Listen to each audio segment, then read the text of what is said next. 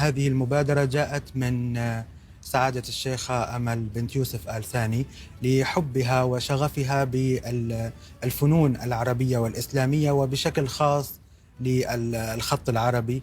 وهذا طبعا يبعث لدينا مشاعر الفخر والاعتزاز بوجود مثل هذه المبادرات التي ترعى جوانب ثقافية وخصوصا فن أصيل من فنون الهوية العربية وهو فن الخط العربي. وطبعا المبادرة لاقت ترحيبا، ويعني عندما اجتمعنا في الاجتماع الأول النقاشي مع الخطاطين يعني أبدوا سعادتهم بهذه المبادرة.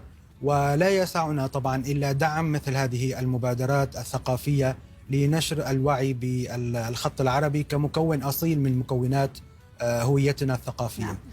العضوية راح تكون ل3 فئات صحيح؟ سنفتح الباب مجرد ما يعلن عن افتتاح الأنشطة والبرامج والبرامج التدريبية الأكاديمية في الشهر القادم.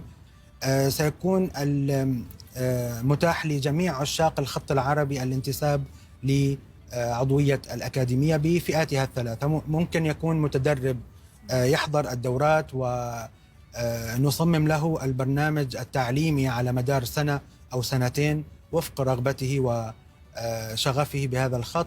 ويوجد أيضا عضويات للمدربين الذين سيدربون في الأكاديمية، ويوجد عضويات للخطاطين للاستفادة من الدعم اللوجستي للأكاديمية، سواء القاعات، سواء الاجتماعات، حضور الندوات، وحتى إلقاء المحاضرات في الأكاديمية. ممتاز.